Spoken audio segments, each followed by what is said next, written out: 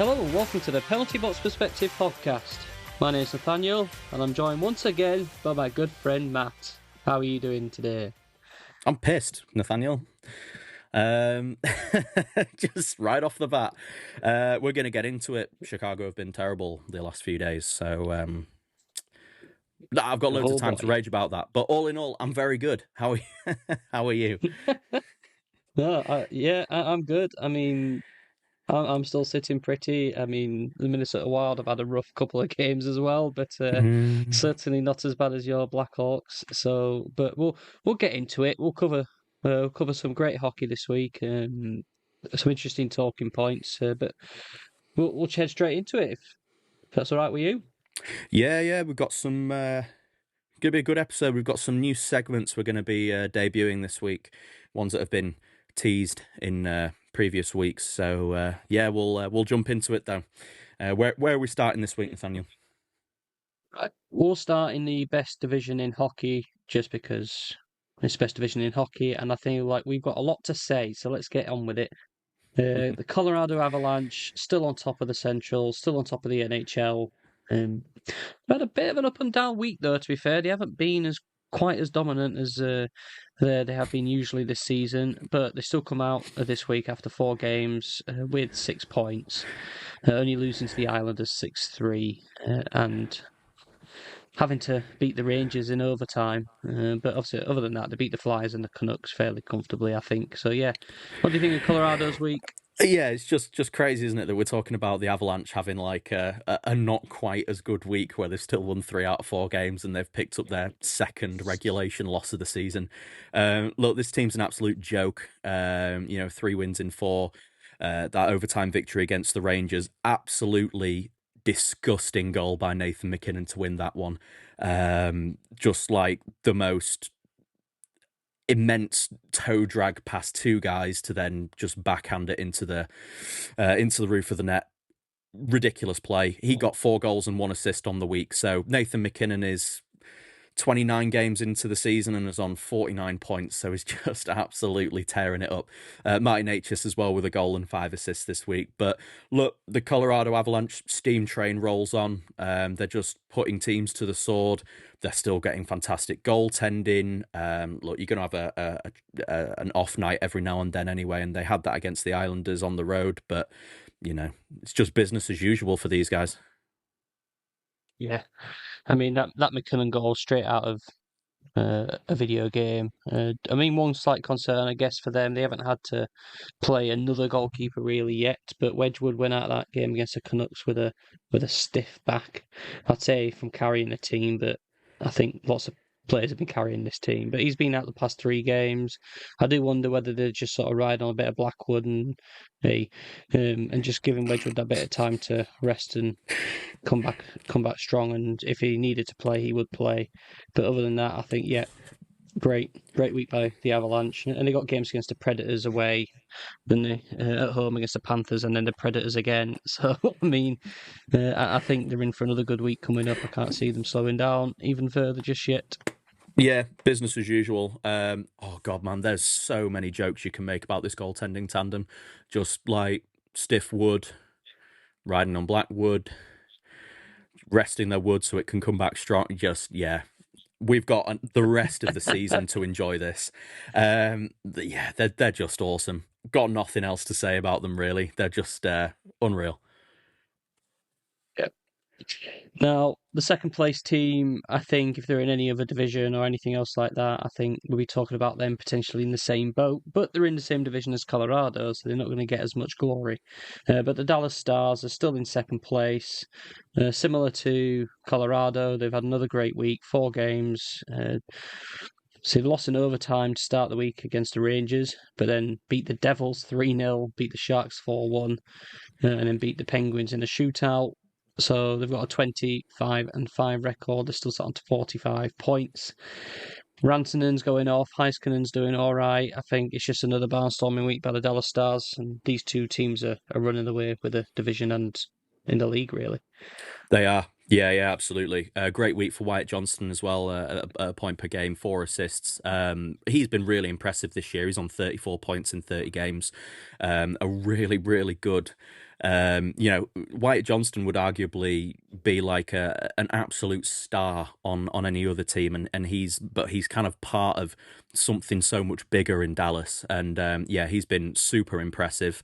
Good week from Jay Cottinger as well, getting the shutout against the Devils, a 941 save percentage against the Sharks, and a 931 in that shootout victory over the Penguins as well. So, yeah, he's been really good. He's getting some good backup from Casey DeSmith as well. So, like you said, this Dallas team's in any other division, they're running away with that. But these two teams are just absolutely dominant. They've got five guys in their team a point per game or better. They're on a plus 28 for the season. Even after that slightly sketchy start, they've just absolutely gone on a roll. So they've got the Jets and the Wild up on the road before returning home to face the Panthers and the Kings. So it's quite a tricky 4 games for them coming up.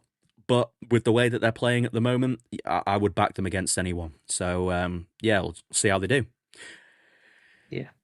And Rantanen's not only, a bit of a spoiler, but he's also up there in penalty minutes this year, but he's also top 5 scoring in the league this year. So he's heavily involved in everything. He's having a good season.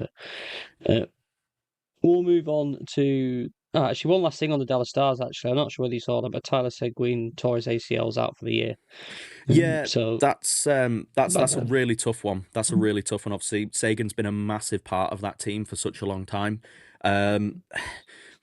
Silver linings and all that. Obviously, we know that they've been struggling, potentially cap-wise. You do wonder if he's going to be out for the year. If they declare him out and they're able to relieve Tyler Sagan's contract, he is making somewhere in kind of like the $8 million range, I think. That is going to allow them some flexibility at the trade deadline to be able to, add some guys and make a real push for the cup this year. Everything seems to be falling into place for this team, but a massive blow to lose Tyler Seguin. He's such a good player, and a handsome chap as well. Some chap, and I've just had a look at his contract. He's earning even more. He's just shy of 10 mil.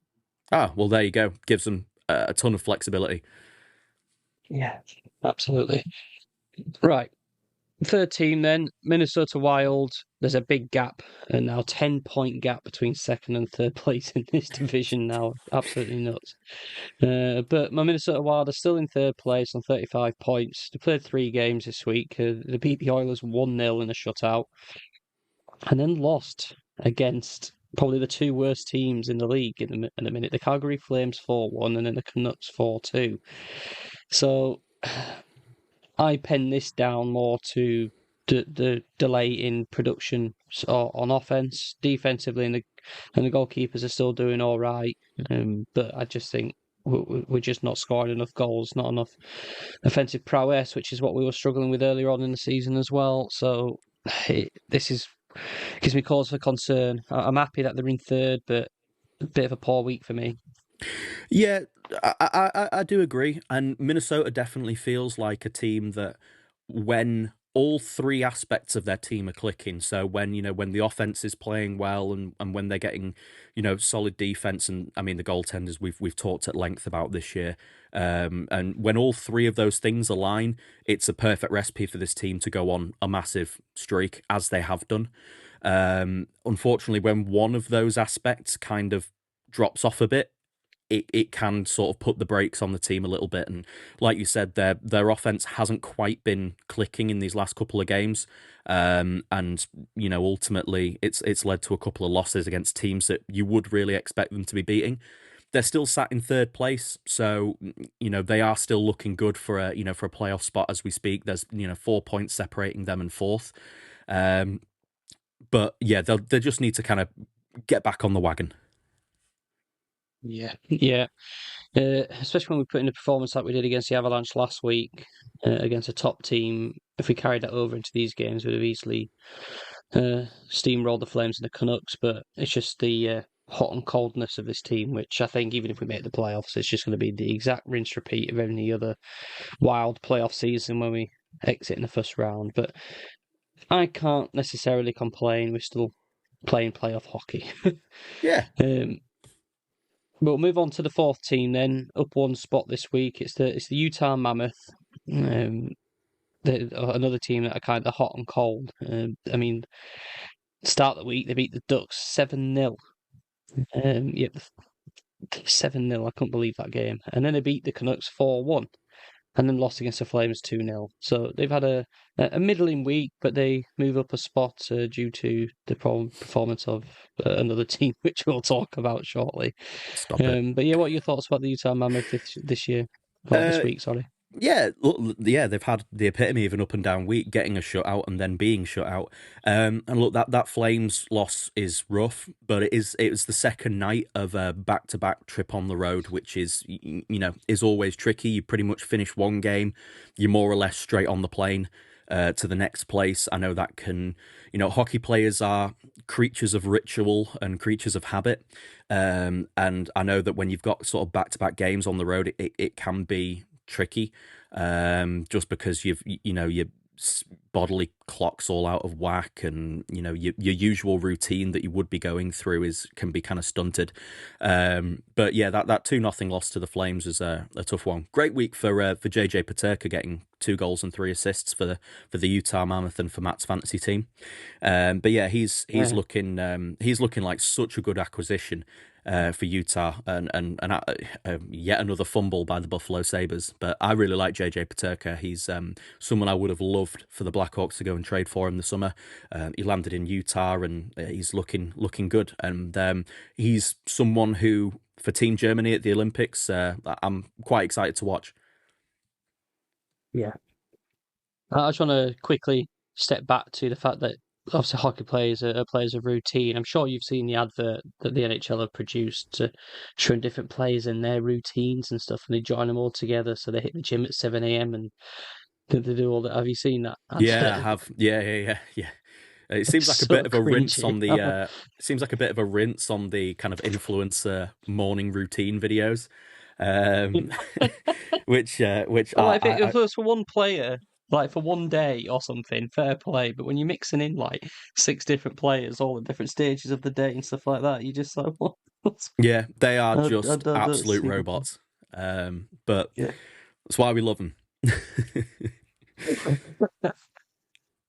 Right.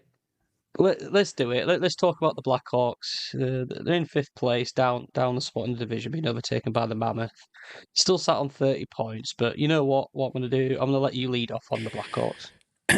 You know what? I've been sat in thought about this prior to recording, and I am pissed off at the last 2 days. Okay, they've had a bit of a. They've gone on. They've played 4 games on the road. They've started with a shootout loss to the Golden Knights, which, look, they took them all the way to a shootout. It is what it is. They then followed that up with a really nice road victory against the LA Kings in a 2-1 victory there. Then played back-to-back games on the road against the Kings again, and then against the Anaheim Ducks, and they lost 6-0 to the Kings before losing 7-1 to the Ducks.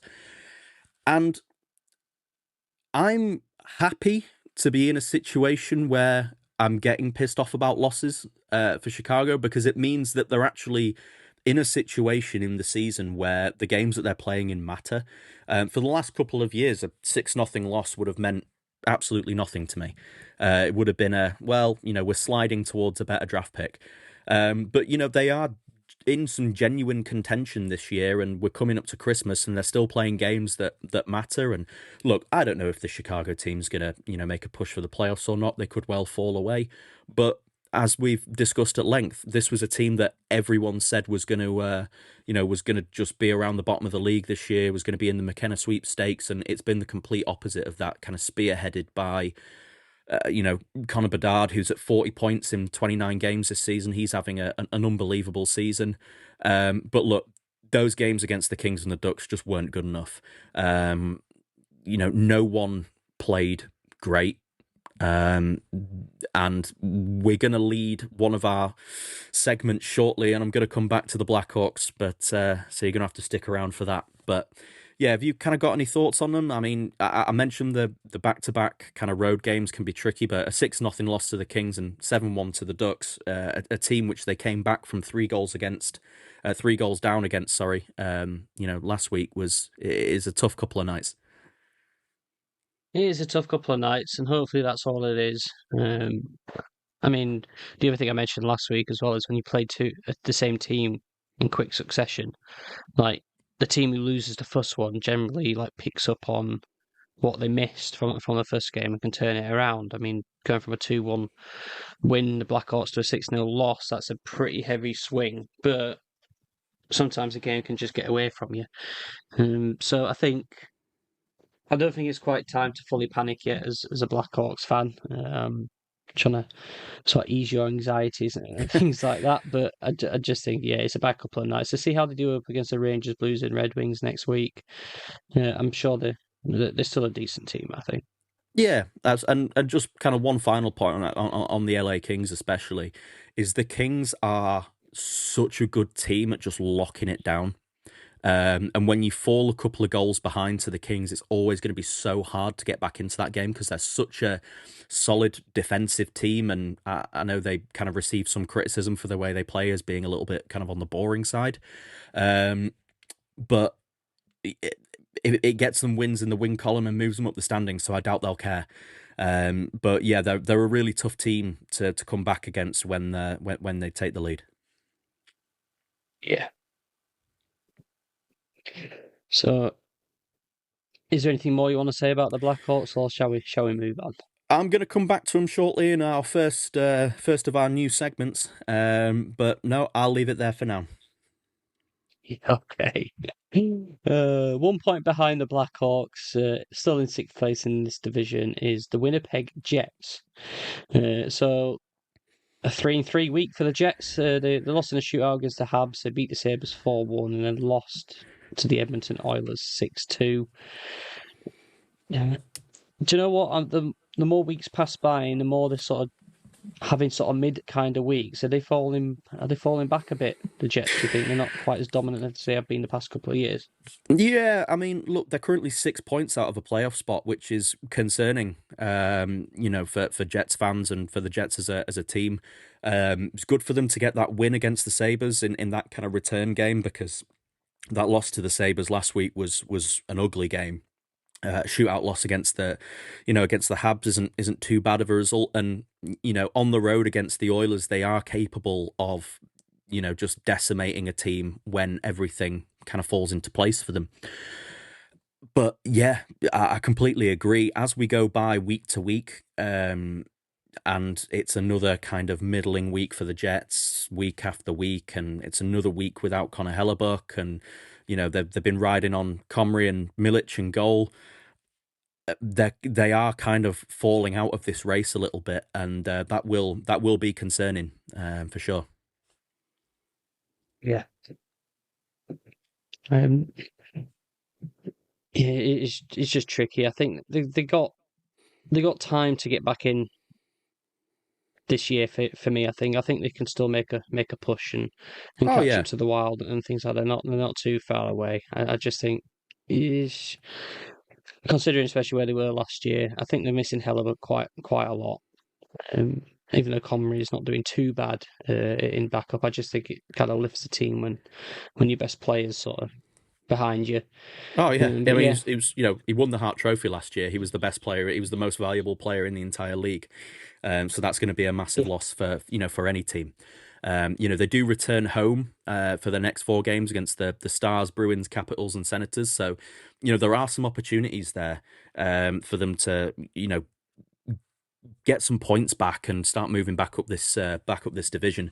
It's going to be a tricky game against Dallas coming up, but I think the next 3 afterwards, the Bruins, Capitals, and the Senators, I think they've got a good shot within that. Kyle Connor's still producing, Mark Scheifele's still producing, Gabe Velarde's still producing, so it's they can still be there.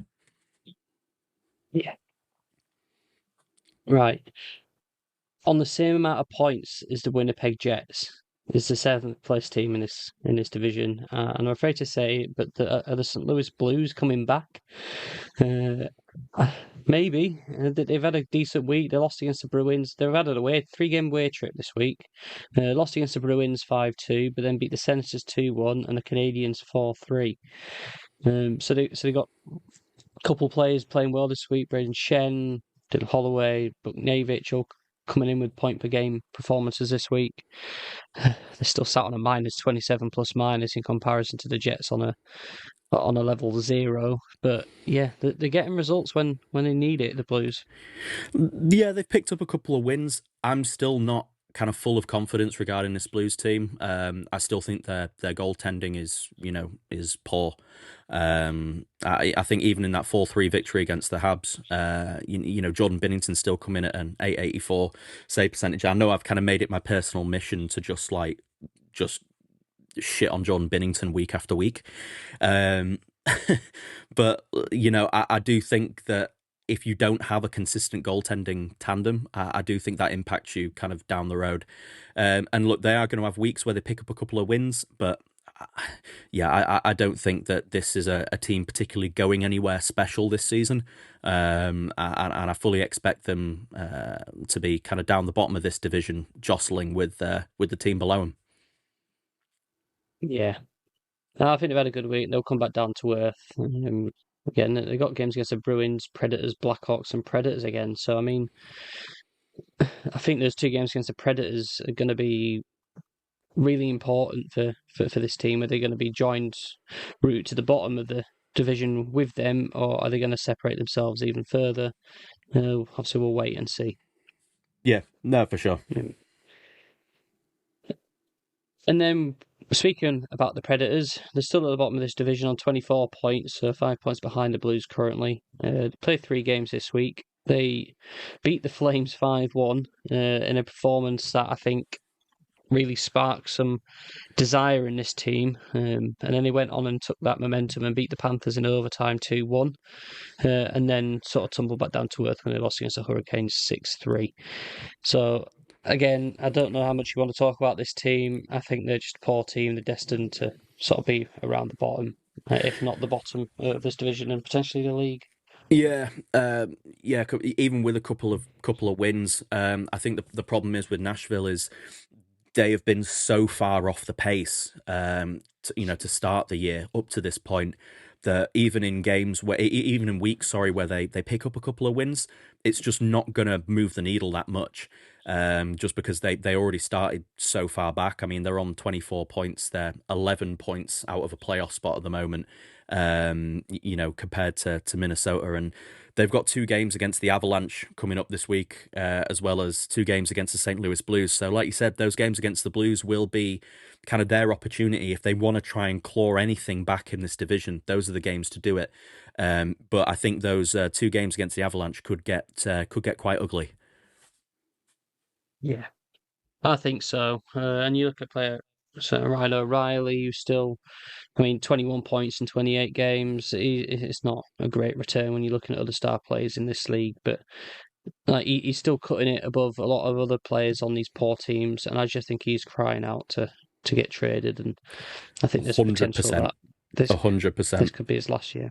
I think that. Forsberg as well. Yeah, I think maybe Forsberg less so. I just think obviously he's been there for for a long time, and I doubt he's someone who they would look to actively move.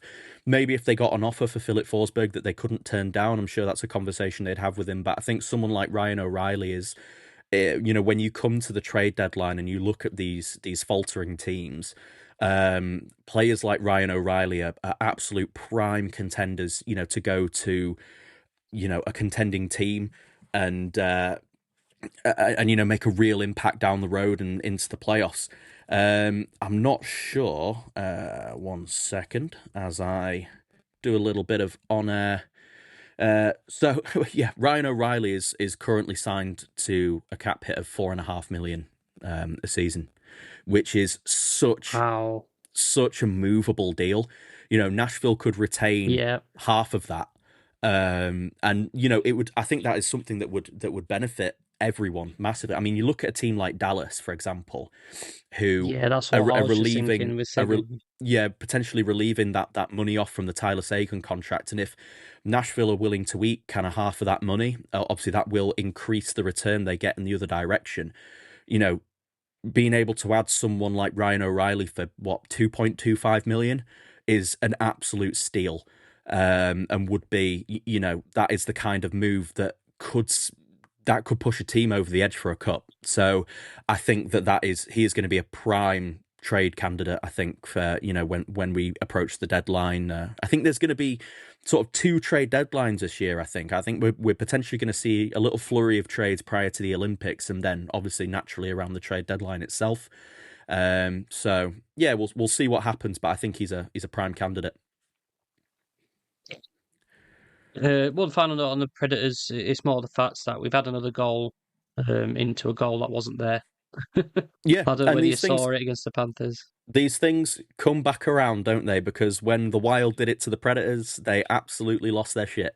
But it's just crazy that this has happened twice this season, both to the same team, with them being on both ends of the of the result there. So yeah, I'm sure these things always seem to have a way of working themselves out, and yeah, what goes around comes back around. So yeah, Nashville have been able to even the score on that.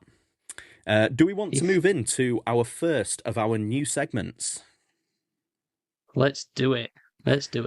So, segment number 1 of the Penalty Box Perspective, it is Cheeks of the Week. We're going to have to try and get some jingles that we can implement into the pod. Cheeks of the Week, Absolutely. Basically looking for the most ass performance. And I'm going to come back to the Chicago Blackhawks here.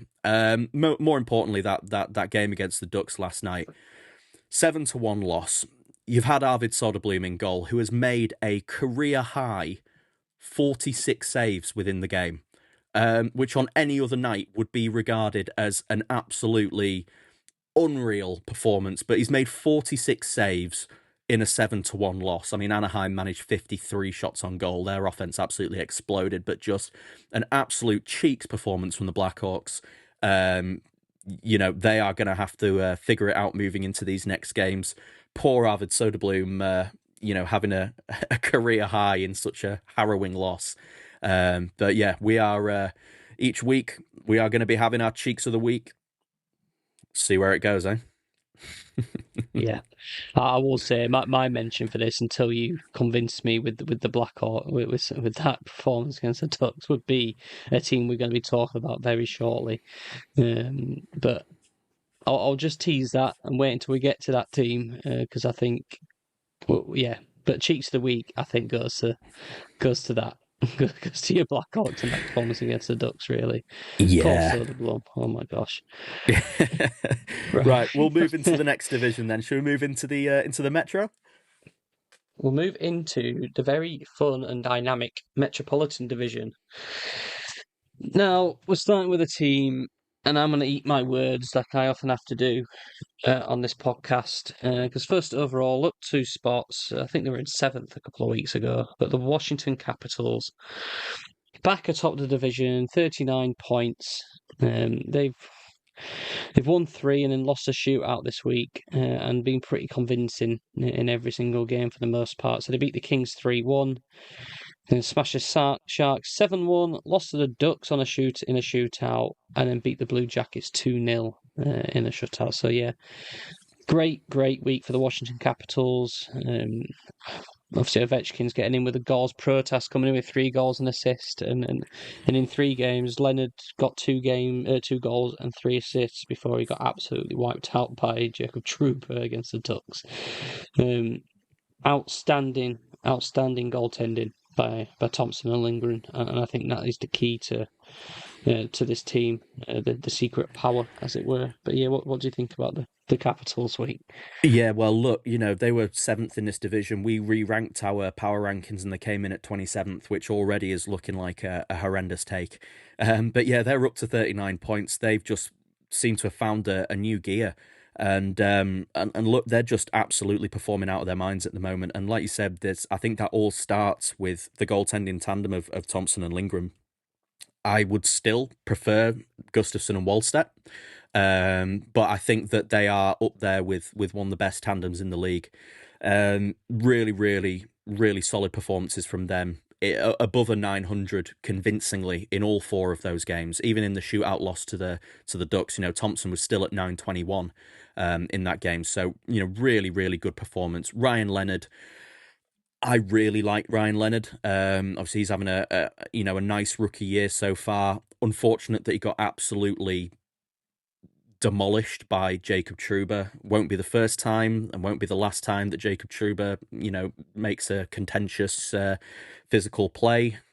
I know he's kind of That he's a was bit of not a contentious. That was the cleanest hit he has ever put in his career. And all those saw a hit by Trouba and a player leaving the ice, and they automatically think it's a dirty hit.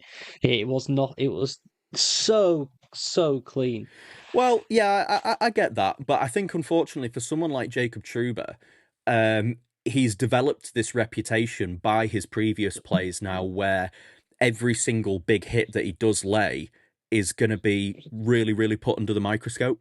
And I know some guys love him for his physical play. I think some guys really don't like him for his physical play. Um, I am kind of in the camp with Jacob Trouba where I think that he's a good enough player that he sometimes doesn't need to make the hits that he does make. I think especially the ones he's certainly had a knack over the years for, both of his feet leaving the floor when he's gone for a hit, which just has no place in the game whatsoever. But anyway, that's kind of by the by. The Capitals have been awesome. They've got a couple of games coming up in the next week. They're at home to the Carolina Hurricanes and then on the road to the Winnipeg Jets. So that will be a couple of really, really good games and will be a good test for this team to see if they can keep their momentum going. But yeah, great from the Capitals so far. Right, Tom Wilson's still leading the team in scoring as well, which I think is hilarious and great.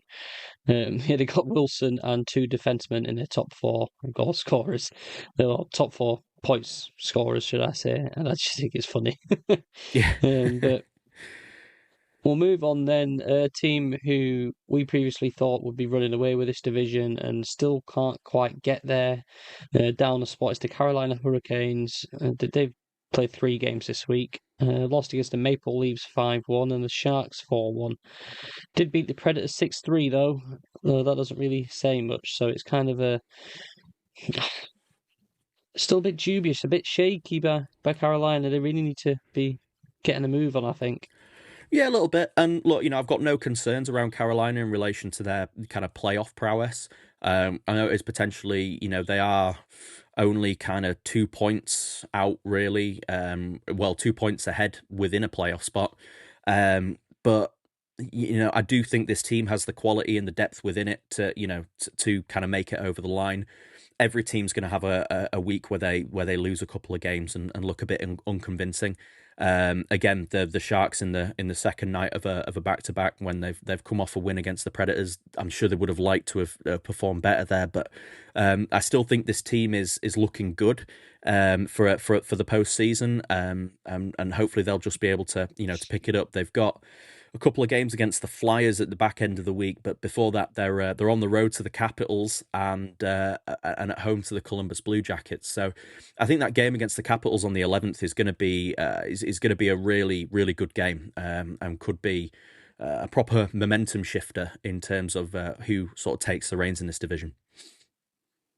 Yeah, and I think, as I said before, 2 games against the same team back to back. I fancy a win for either team in those games. So it's kind of, especially with how tight and crazy this division is, we're talking about all these teams that are within a couple of points of each other. So every game matters in this division. You can't afford to take the foot off the pedal and that. So yeah, I'm keeping half an eye. I'm side-eyeing this team now, just to see what they do. But I think another team who I keep flirting with telling, who's had a poor week, will steal all the headlines for being a poor team in this division at the minute. But we'll move on to then the third team then, and definitely the yo-yo club of this division. This 1 week they're right up at the top, and the next week they're right down at the bottom. But it's the New York Islanders, up 3 spots this week, 35 points, 4 games played, won 3, and then lost the last one. And not only that, they've beaten some pretty strong teams this week. They've beaten the Lightning twice, 2-1 and 2-0. They've beaten the Avalanche 6-3, yeah, and then lost against the Panthers 4-1. So they've had a great week. They really have. Yeah. They're on a really good run of form at the moment. Matt Barzal is playing terrific, and we say this week after week. When he is such a talented player, when he's healthy, and they seem to have found a way to keep him on the ice this year for all games bar one. So he's at 22 points in 29 games this year, and he's another guy who plays with a lot of speed on the ice, and Schaefer as well as just played so well in this team. Yeah, Sorokin's had a great week, got that shutout against the Lightning. He had a 967 save percentage against the Lightning, as well as a 921 against the Avalanche. So, did really, really well. And that moves them up into a playoff spot. I think they are potentially one of the teams in this division who are capable of both kind of good streaks of form, as well as potentially going on a bit of a losing streak. So there is still a long way to go in this season, but right at this particular moment in time, the Islanders are probably outperforming what people expected. They are, and look, they're a team that could claim a playoff spot in this division. I've said this before, and I think that's why we rank them ahead of the Capitals, for example, is we think we were in our power rankings, that they could be the team that bridges that gap and makes the playoffs this year. But we'll see. There's plenty of stuff to go in this division. Like I said, they're up against the Golden Knights, Ducks, and Lightning again in the week coming up, so the games aren't getting any easier. So let's just see how they get on. Yeah, absolutely. So team who stayed in fourth position, 34 points, Pittsburgh Penguins. Well, they've only played 2 games this week, and they beat the Lightning 4-3. Yep, the Lightning that had a good week. Spoiler. And then they lost to the Stars in a shootout. So again, not much hockey on to be shown this week by the Penguins, but when they have played, they played all right. Yeah, they've done all right, and they're hanging in there. And we talked about the Islanders outperforming, I think, what was expected. Pittsburgh is still very much in that camp. They're within kind of 1 point of a playoff spot, which is absolutely where no one would have seen him this year. Evgeny Malkin got 2 goals and an assist across those 2 games. Novak got a goal and 2 assists. Letang with a couple of assists as well. So, they're finding a way to keep themselves relevant. They return back home this week. They've got the Ducks, the Habs, the Sharks, and the Mammoth coming up. So they play, well, a lot of the younger teams in this league, who are capable of being sporadic at the best of times. So, I could see Pittsburgh stringing together a half decent week, but we'll have to sort of see what happens. Obviously, Sidney Crosby's still, he's at 30 points in 27 games this year. He is ageless, and even Evgeny Malkin's at 29 points on the year. I know we've spoken sort of at length about potentially, are some of these guys going to get traded? Are they going to look to move anyone? I think the longer that this goes, I think Pittsburgh are probably going to sort of stand firm on where they're at and who they've got. I think Malkin's sort of made the commitment that he wants to stay in Pittsburgh, and I think Crosby's done the same, and I think Letang will do the same as well. So I think Pittsburgh are just going to roll the dice and give it one last go. Let's go. Which is a shame, because I wanted to see Crosby on this Colorado team. How insane would that be? Didn't we all? But not going to happen. But yeah, Tristan Jarry's come back, and he's playing. He's playing well. So yeah, they got quite a few home games on the trot. The Ducks, the Canadiens, Sharks, and the Mammoth. So again, anything can happen in this division. So I'm done making predictions in this division, and I'll just sit back and watch the madness unfold.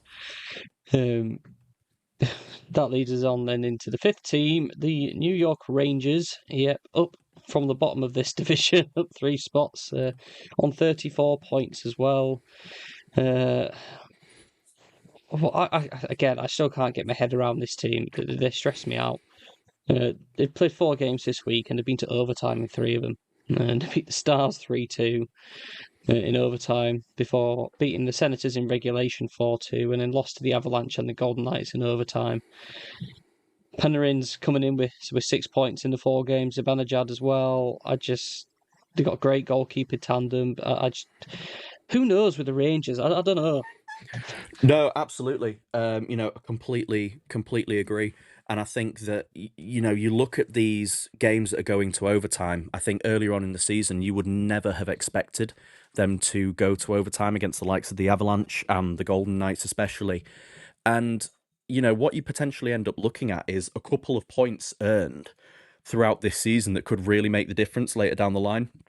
I'm done trying to predict this team because they're just impossible. I mean, this division in itself is next to impossible anyway. But they're just such an enigma. We are going to have to see how they do without Adam Fox down the road. But so far, so good. And they go to the United Center to play the Blackhawks next before returning home to face the Habs and the Ducks. So we'll just have to see where this Rangers teams go. But I'm just so done trying to predict anything with the New York teams as a whole. Yeah, I'm just tired of it. They are going to be what they're going to be. I hope they don't make the playoffs because they just, I don't know. I'm getting fed up of them. I don't know why. They're They're a very like frustrating you team, get aren't they? yeah, like when you're walking. How about this for a metaphor? You're walking down the high street and it's a bit wet outside, and for some reason you got a bit of tissue paper stuck to the bottom of your shoe. But if you just stop to pick it off, like everyone's going to look at you and think, "Why? What's that guy doing?" So therefore, you try to, as you're walking, you try to like step on it and try to shift it, and it gets stuck to the other foot, and you just continuing about your day, and it's just such a minor inconvenience. It's just overblown, but yet it just really ruins your day. Genius. This is what I see Absolutely from this genius. team. Well, that's what you come But here that's the for. New You York. come here for the prime metaphors. Oh, Let's gee, move it. Let's move. where did I get that Well, from? we'll move into the sixth place team, and the team who I think personally has probably been the most consistent team in this entire division. Yeah, while teams overtake them and drop behind them, they're perennially the fifth and sixth team in this division. Is the Philadelphia Flyers. Yeah, they're on 33 points, so they're only 1 point behind these other teams. This is a team that I don't mind watching because I know what I'm getting with this team. And sometimes they do well and they beat the Sabres 5-2, and then sometimes they still do well but lose against the Avalanche 3-2. Um, they got a decent team, lots of players, always getting in with the points. They don't have like a necessarily standout player. They're just sort of like a well-rounded, good but not great roster, which is why they're oftentimes just sort of scraping through results, really. Yeah, no, absolutely, and I know I've made references a couple of times this season, but I'm just happy for Trevor Zegras to finally be in a spot that seemingly he's happy being in, and where he's able to produce to a good level. He's on 26 points in 27 games for this year. I do really like Trevor Zegras. I completely understand why he drives some people insane. But I think as far as an entertaining player, I think he's right there. But yeah, look, I think this Philadelphia team kind of is what it is. I think, like you said, they're perennially the kind of fifth or sixth place team. They are kind of mid, so to speak, just repeatedly. But we'll just have to see kind of where things go with it, and see if they can make a push one way or the other. I think it's going to require some of their players to step up a little bit more. But right now, I think they're kind of right where they deserve to be. Yeah, and they're making progress. They're bottom of this division last year, so again they're making progress. They've had a coaching change. They're learning a new style of play, coming a bit more consistent rather than so chaotic with Torts, and I think so that's sort of working out for them. They got games against the Sharks, Golden Knights, and Hurricanes before then going away to the Hurricanes in a back-to-back game. So I think that, yeah, we'll see where they're at. But I don't mind this team, believe it or No, not. They're they're okay. they're just fine, aren't they? Speaking of one team though, who is Yeah. just absolutely not fine. Let's move into our next team. Yeah. Now, this is going to be my vote for Cheeks of the Week, and it is just the New Jersey Devils because, yeah, okay, there are other teams this week that have lost every game or not performed right, but they have simply just fallen off a cliff. They're down 5 spots. They've got 33 points. And okay, this division's very up and down, so they could easily come back and do all right, but they lost to the Stars 3-0. They then lost to the Golden Knights 3-0. And hurrah, they scored a goal finally against the Bruins, but don't worry, they still lost 4-1. So 1 goal in 3 games to shut out twice and beaten convincingly in every single game. So this is why they were going to be my Cheeks of the Week vote this week. And you know what? I think had it not been for the abysmal performance by Chicago last night, I think I would have been absolutely with you in this. But sorry, I've overruled that one. But yeah, look, it's just been a terrible week for New Jersey, and like you said, this division's so tight and so kind of ridiculous as a whole that one bad week can mean you dropping 5 spots down a division into 7th place. They're missing Jack Hughes. There's absolutely no question about that, and they're gonna have to pick it back up. Otherwise, if they have a couple more weeks like this, they're gonna sort of fade from relevance very quickly. They've got the Senators on the road coming up before returning home to face the Lightning, the Ducks, and then the Canucks. So, certainly you'd think maybe the Senators, maybe the Canucks, potentially the Ducks. They're games that you would expect them to be in. And obviously I know the Lightning are on a bit of a skid as well, but I'm just really not sure what's going to happen with this Devils team, and could find themselves in freefall if they're not careful. Yeah, if it's delayed onset of Jack Hughes's soreness, I don't know. I think for a DOMS effect there for all those gym people out there. Love it. But yeah, Jack Hughes being out because he cut his hand while eating some food. It's almost like in prophecy, really. This You can't write it, kind of can been you? expecting it. I think he could. Well, I think it's the most predictable Hollywood film out there. Like New Jersey starts off a season hot, doing really well. The star player is extremely fragile, and the team falls apart. But it's happened a bit later than usual. But anyway, one of my predictions actually have come true eventually. We'll see if they can turn it around. But this week was absolute cheeks. it certainly was. And I think this division's epitomised, isn't it, by the last place team on 32 points that would put them 4th in the Central.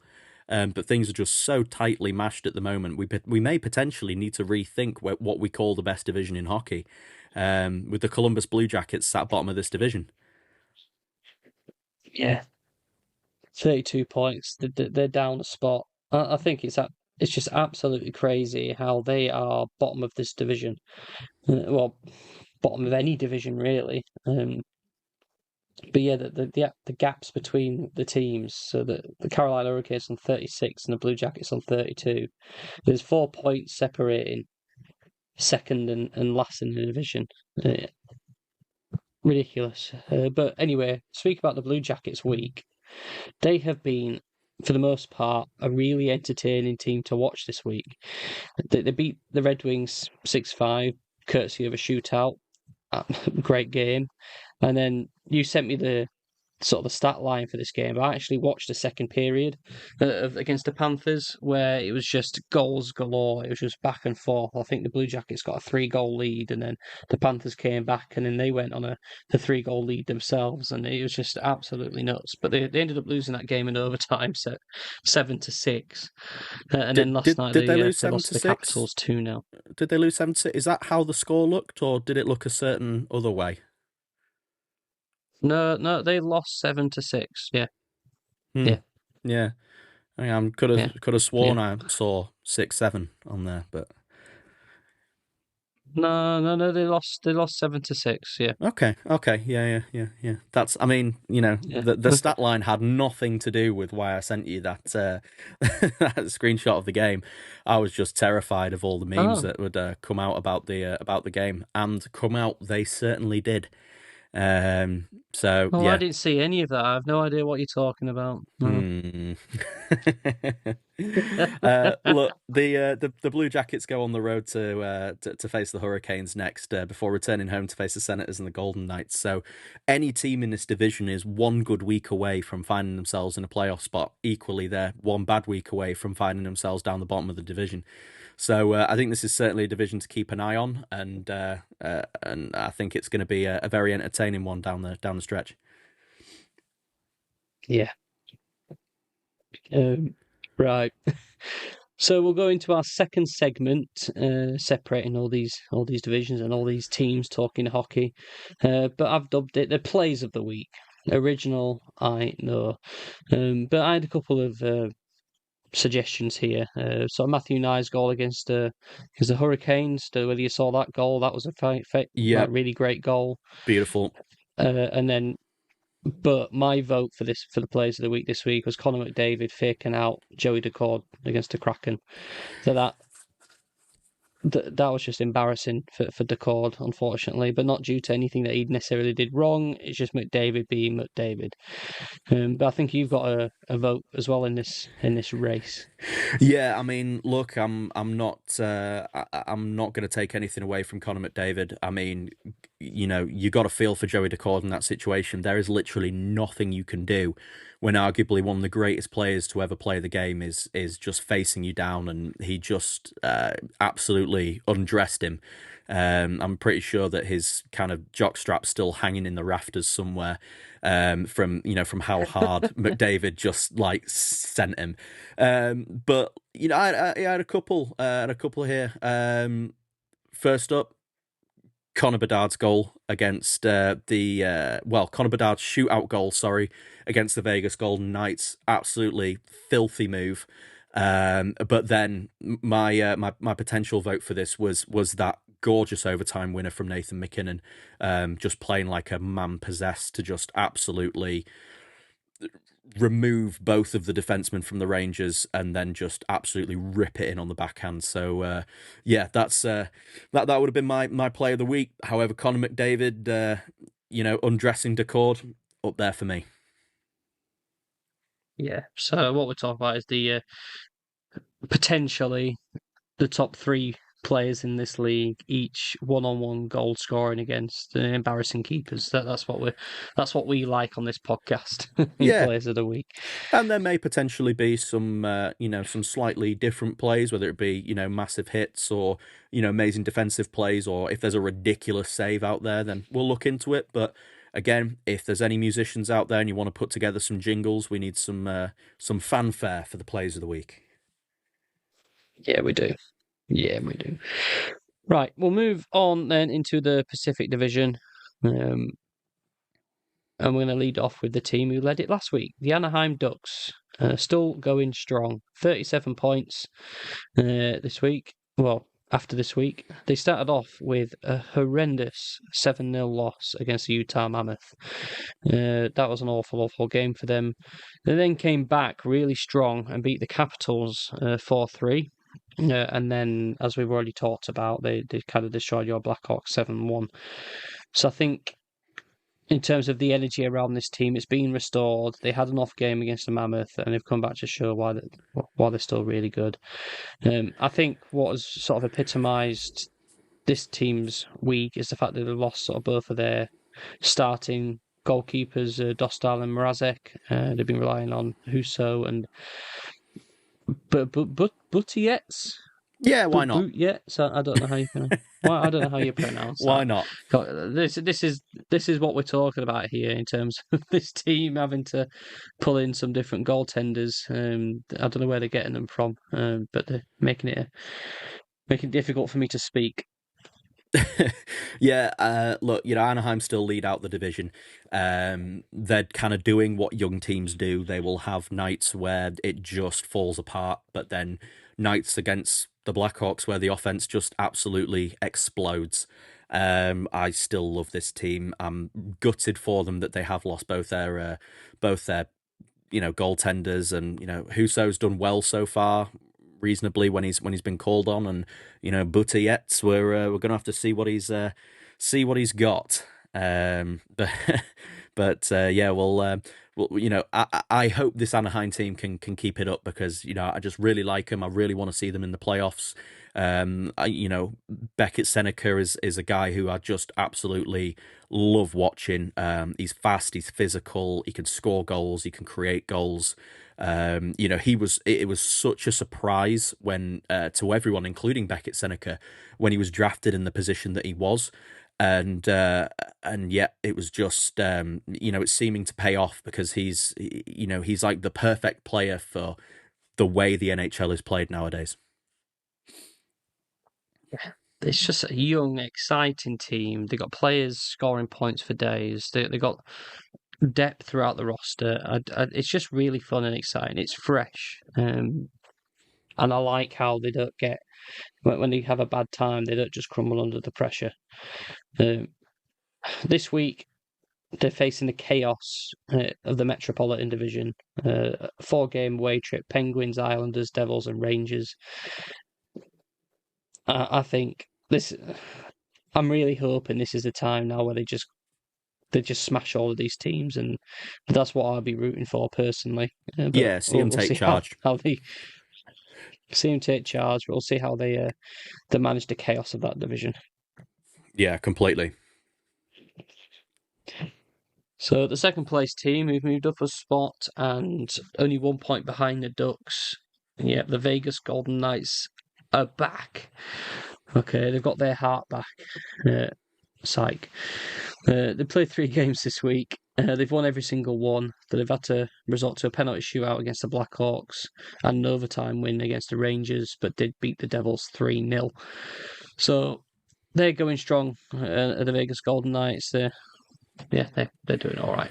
Yeah, they've kind of managed to pull everything back together. As far as they've had a couple of slightly sketchier weeks. But they've been able to kind of pull together a 3-win streak by hook or by crook, kind of reasserting themselves in this division. A bit more like it from them. Don't really kind of have too much to say about Vegas, really. I mean, like you say, they're getting that production. Mark Stone has obviously come back into the lineup, and he for the last couple of weeks, and he's back up there with 4 assists. So he's on 20 points in 12 games this season. So he's playing really, really well. And yeah, I think this Vegas team is kind of exactly where we thought they would be at this point. Yeah, they are. And obviously, the weakness we said about this Vegas team was goaltending. I said Aiden Hill to start the year, and he was rubbish. Lindbaum played a few games, and he was rubbish. Schmid has actually done all right and sort of proved himself. He's taken a step up. He got a shutout this week, and then obviously they've signed Carter Hart. He's played 2 games, 2 wins, and is already looking like a decent goaltender, frustratingly. Obviously, we've voiced our opinions on that in general and the Golden Knights as a team in general. But when we're talking pure hockey, it appears they fixed their kryptonite now, and I am concerned that they're going to go on a massive run and probably beat the Wild in the first round of the playoffs again, and then go on and take control of this Western Conference. Yeah, obviously they've got to face the Avalanche and the Stars, but they're going to be there up there. Oh, they certainly will. Yeah, they absolutely will. They'll do what Vegas do. Yeah. Now there's a bit of a gap now to third place. Down spot, 33 points, is the LA Kings. I feel like we've made the same point about the Kings week in, week out, in the fact that they're a good but not great team. When they go up ahead, they keep control. They play close games. They lost against the Capitals 3-1, lost against your Blackhawks 2-1, and then beat your Blackhawks 6-0. One player at a point per game, and that's Trevor Moore at 1 goal, 2 assists. Again, exemplary goaltending. Darcy Kemper played 3 games this week, and with a shutout and 2 other plus 900 performances. So, yeah, poor week results wise, but I'm not really surprised, and I've got no real big concerns about the Kings personally.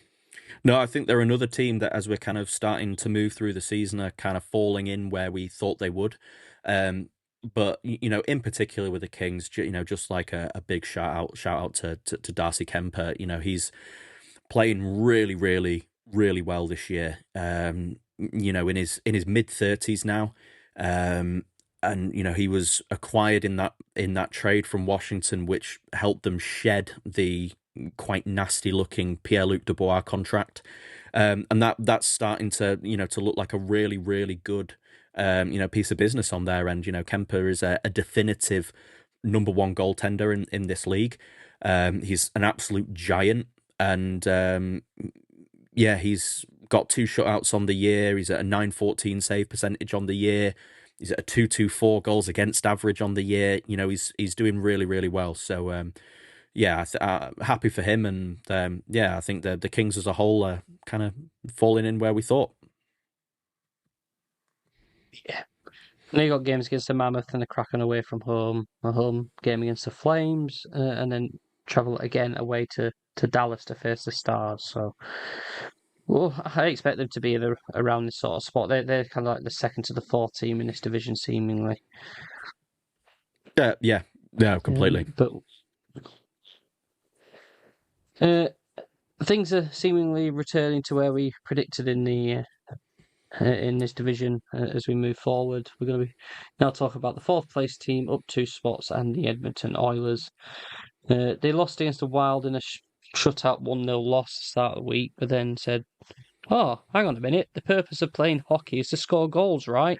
Right. Well, how about 9 against the Seattle Kraken?"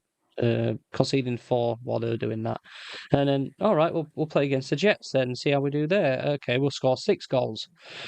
And so after being shut out, they then score 15 goals in 2 games. So, yeah.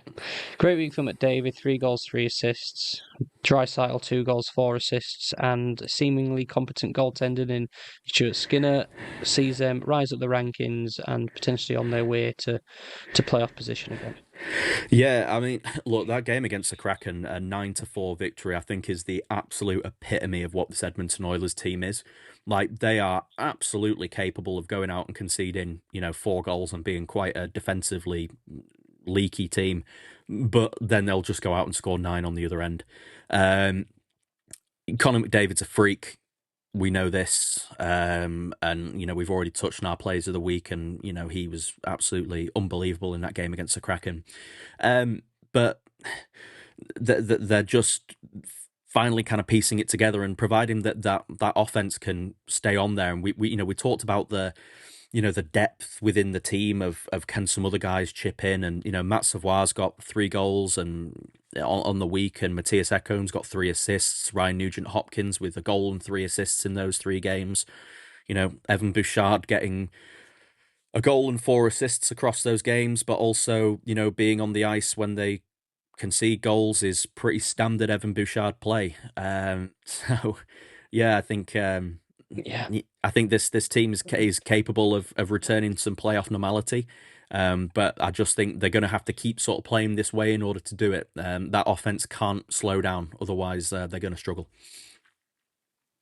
Yeah. I mean, even on the season, I know plus minus isn't everything, but McDavid has scored 42 points in 29 games, but he's still on a -6 on the season, which for me it's just crazy. Like in comparison to another side player, like McKinnon, right, who's got 49 points in 29 games. He's on a +35.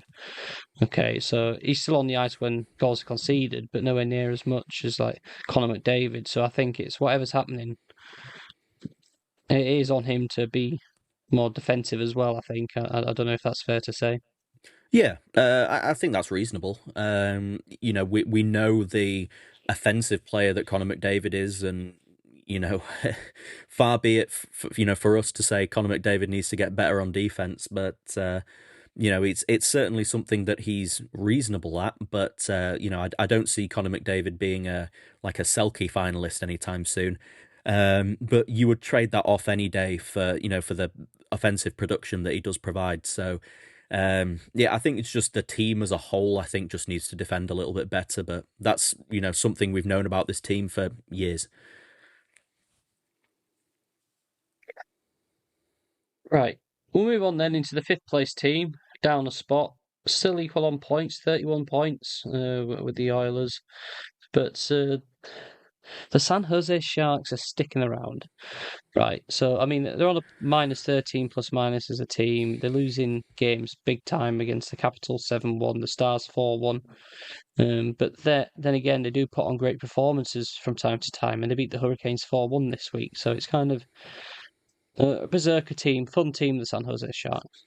Oh yeah, yeah, they're really fun, and I've kind of bagged on the San Jose Sharks kind of plentifully this season, but my tune is starting to be changed. They're entertaining, and I'm really kind of happy to see rebuilds that pay off.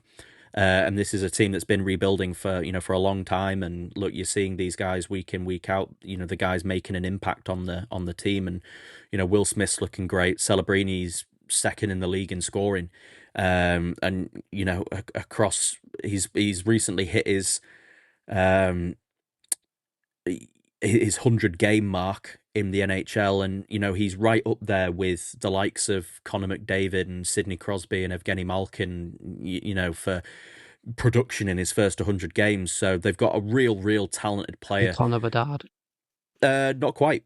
No, not quite. I mean, he's even had a better first 100 games than Connor Bedard has, point production wise. So I'm here to enjoy the pair of them, and I think certainly the Sharks and the Blackhawks I think are going to hit contention around the same time. And as a Blackhawks fan, I'm really excited for the rivalry that's going to come in the playoffs when those teams meet up. So they're continuing their road trip that they're currently on at the moment. They play the Philadelphia Flyers, the Maple Leafs, and the Penguins. So again, they're a hard team to predict. They can go out and blow teams away. They can go out and get blown away themselves. But I'm kind of they're going to stick around for as long as they feasibly can, and good for them. Yeah, I can't believe I got you to bite on that, and I didn't even get me to bite on the thing you tried to get me to bite on. Anyway, I'm a nibbler. You're a nibbler. We'll move on then. 6th place team down the spot, Seattle Kraken. They played 2 games this week. They lost them both. The aforementioned lost 9-4 to the Oilers, almost made them an interesting team. But they did lose 4-3 against the Red Wings in a game I'll probably never watch. But yeah, -13 plus minus. They got several players all kind of scoring in and thereabouts. Poor goaltending from the core this week, but I think what stands out for this team is the top scorer after 26 games is 16 points, John Eberle and Matty Beniers. So they're just not cutting it. I think this is where they're going to be, and I don't have really much to say about them. No, agreed. So Jaden Schwartz is a loss for them, big time. But we've said this all season with them. They don't have a definitive elite point scorer, and that's starting to reflect in where they sit. So yeah, I think this team is kind of falling away a little bit. They're going to sort of pan out into that middling area, and I think that's that with the Kraken. Yeah. Games of Wild Kings, Mammoth, and Sabres coming up. Let's see how they do. But yeah. We'll move on then into the 7th team. They're up 1 spot. They're off the bottom of the division. The Calgary Flames, only 2 points behind the Kraken now, believe it or not. But yeah, Calgary Flames, they're playing themselves out of McKenna contention potentially. They lost 5-1 against the Predators. They then beat them a Wild 4-1 and then beat the Mammoth 2-0 in a shutout. But even with 3 games played and 2 wins, they don't have a single player at a point per game. They're getting obviously great goalkeeping from Dustin Wolf this week. I think he's always been a great keeper. He's just been behind a struggling team. But yeah, what do you think about the Flames week? Yeah, I don't know if I'm ready to jump the gun and say they're playing themselves out of McKenna just yet. I think this team has been bad. Let's not make kind of two ways about it. I'm really happy though to see Dustin Wolf have a good week. I'm very frequent in sort of lamenting Dustin Wolf. I think he's a great young goaltender, and good to see him get his second shutout of the year against the Mammoth. Look, this team's they're a poor team. I don't see them kind of kicking on or doing much. But even bad teams have good weeks. Yeah. I think that's fair. I mean, I watched a game against the Wild, and they played like a decent team against us. So maybe that's why my perceptions are maybe warped. They may have had a good game, but yeah. We'll move on to the bottom team in this division, and I think the bottom team in the entire league now, the Vancouver Canucks, 25 points. They lost against the Avalanche 3-1, lost against the Mammoth 4-1 before beating my Wild 4-2. Yeah, they're a team that I checked out. There's trade rumours going around for Hughes, for Sherwood. I don't think anybody's bothered for Elias Pettersson anymore. Brock Bowser's not doing that much either, and I just think this is a team that's, without Demko as well playing, I just think they're not going to be in it this year at all. No, not at all. So I think they are, 1 point better off, than the Predators. I think they're 31st in the standings. But yeah, this is a team that's completely checked out. Yeah, obviously they signed Besser to that new deal over the summer. I don't think it's really panning out to what they thought they were going to get from him. Kiefer Sherwood's decent, but you hear the trade rumors going around that Vancouver are wanting a first round pick for Kiefer Sherwood. I don't think I'm offering a first round pick for Kiefer Sherwood at all. Obviously, Quinn Hughes is a different story. He's a Norris Trophy winner. He's one of the best defensemen in the NHL, and I think that he's someone that would gain a massive return. It depends just obviously if they're willing to let that go. You take Quinn Hughes out of this team, are a really, really rough watch, even more so than they already are. But yeah, completely agree. The loss of Demko is really tough, and they're just not in it this year.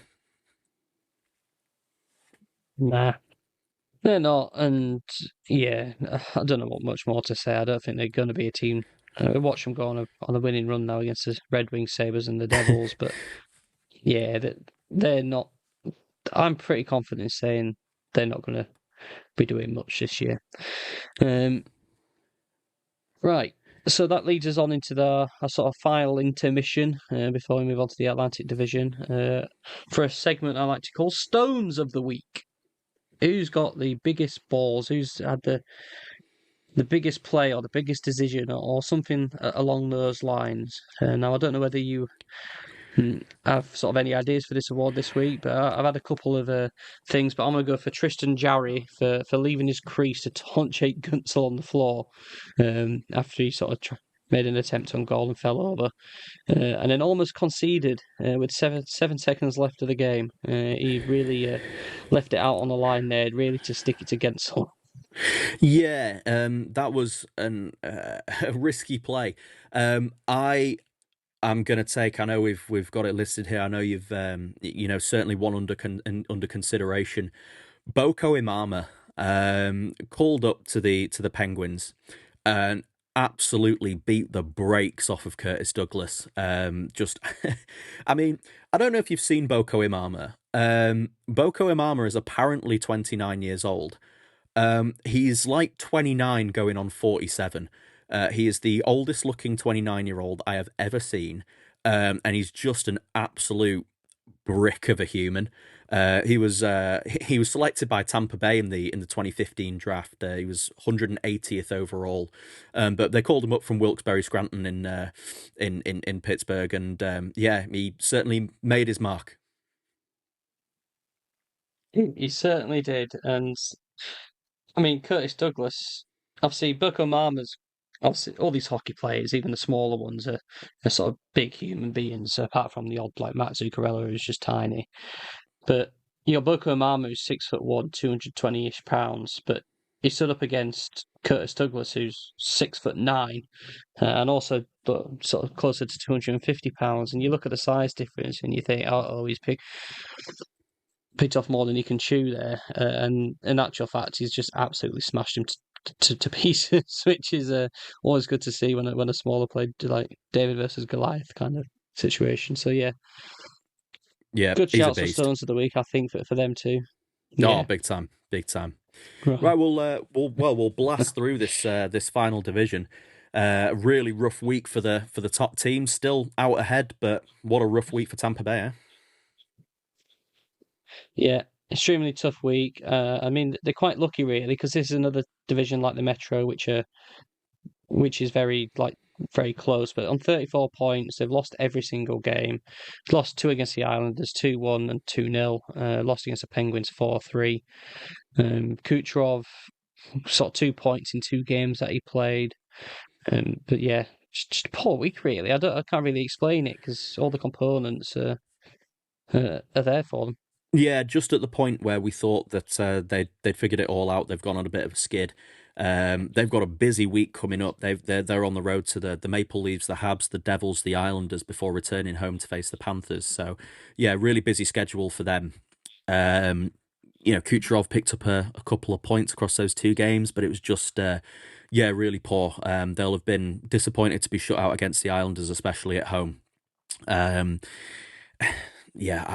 still think they're absolutely there, and I've got no concerns regarding their playoff chops.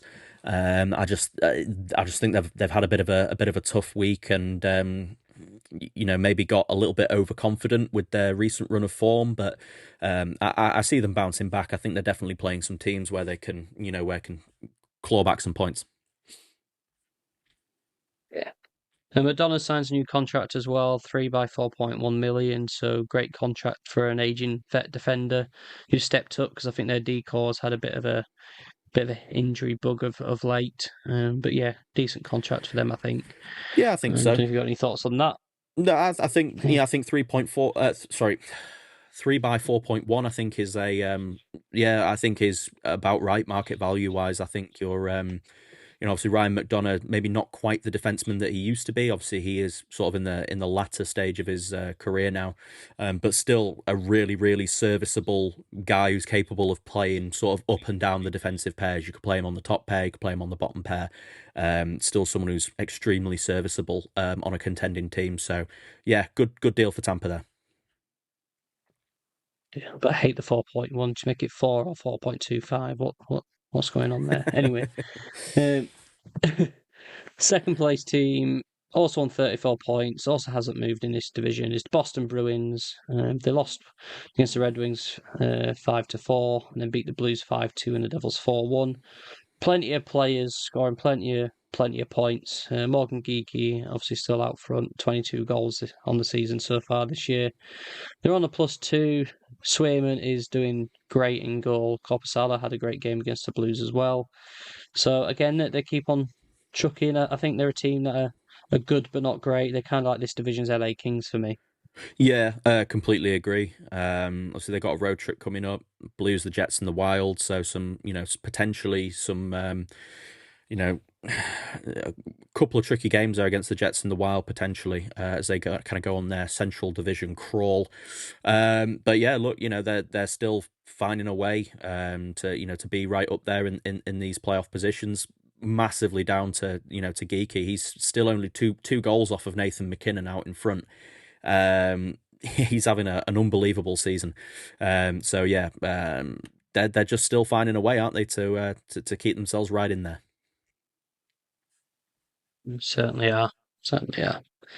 Now, a team that I think we both really like, we're just hoping will take that step, and they're not quite doing it. They're still in third place. They're only 1 point away from the top spot, but on 33 points. But the Montreal Canadiens, they've had a weird week where they've lost 2 games against the Senators and the Blues, and then won 2 shootouts against the Jets and the Maple Leafs. So again, a bit weird. They lose against the team. Sorry, my cat has just jumped from a bookcase from the other side of the room on top of me and has clawed all my back. So apologies for that.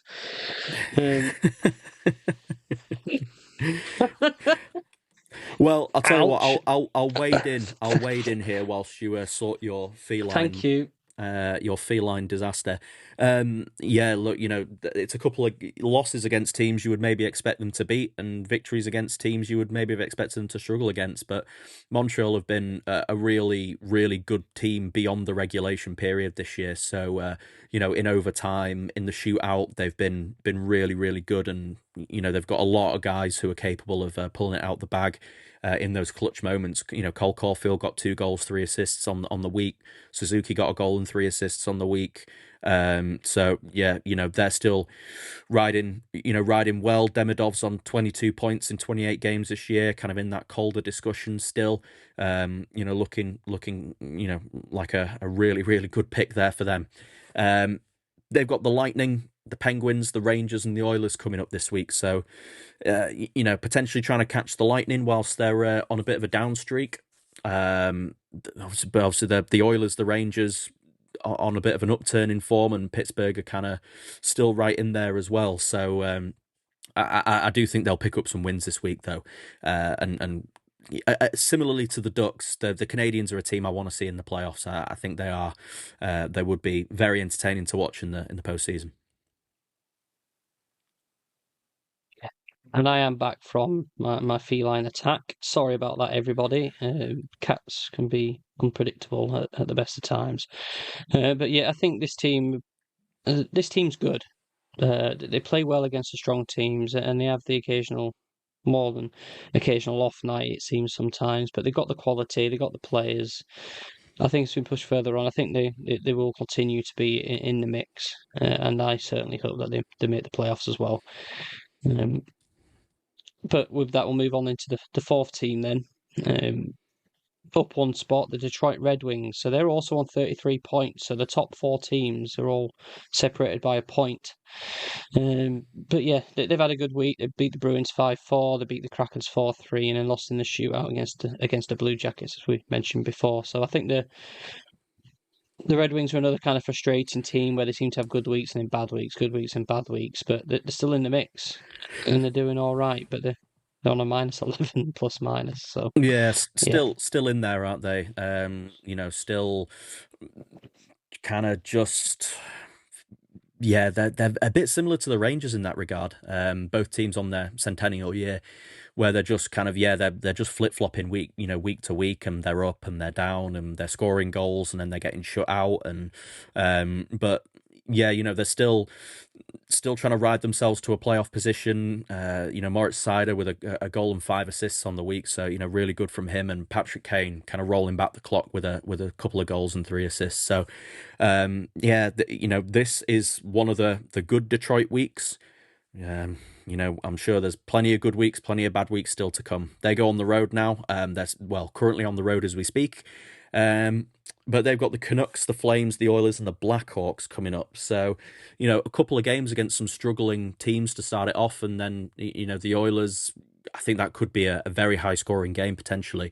And then whenever the Red Wings play the Blackhawks, it's always good entertainment anyway. So so I'm looking forward to that game as a Blackhawks fan, and we'll see what happens. Yeah, we'll see what happens. I think this team is exceeding expectations again. That they are relevant before that they weren't either the worst or the best team. So it's good to see them in contention. In this division, I can see this is probably potentially a team that'll drop away, I feel. But again, I could easily be proven wrong. But yeah. A team that's had an interesting week is the Florida Panthers. Now, there's a bit of a gap going from 33 to 30 points in 5th place. But yeah, the Florida Panthers up 2 spots. They lost against the Maple Leafs 4-1 to start the week. Then lost to the Predators in overtime, Grizzly. But then they won against the Blue Jackets in overtime with a score of 6-7. And then they beat the Islanders 4-1. So yeah, good week for the Panthers. 6-7. Not too bad. For the Panthers, moves them up a couple of spots in a division, and the 5th, 6th, and 7th place team in this division are all sat on 30 points. So I think we're going to see a lot of movement around the bottom of this division, for sure over the coming weeks. Good week for Verhaeghe with 4 goals and an assist, a goal and 4 assists for Sam Bennett as well. So a little bit more like what we'd come to expect. From the Panthers. Obviously, it was a crazy game against the Blue Jackets, and a good win against the Islanders as well. Again, they're a team that has struggled massively this year. I heard Elliot Friedman on 32 Thoughts say he's got a $100 bet on the Panthers making the playoffs this season. So yeah, we'll have to see how that goes. But I think if there's one team you can never count out, it's the Panthers, and I think Kachuk's planning to return in time for the Winter Classic, and hopefully potentially he can make a big difference to this team. But yeah, they go on the road coming up anyway against the Mammoth, the Avalanche, the Stars, and the Lightning. So there are some really tough games in there. Certainly the Avalanche and the Stars is going to be a tough one.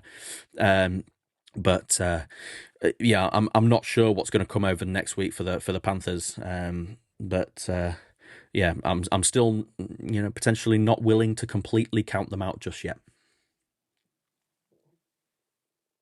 And a quick note for me on the Panthers: if you're a new fan without necessarily a team to support, I'm not saying you need to go support the Florida Panthers and glory support and everything like that, but if you're new to watching the sport and you're listening to the commentators and things like that, I don't know the gent's name. I should really look that up. It's just come to my mind. But the Florida Panthers commentator is absolutely great to listen to.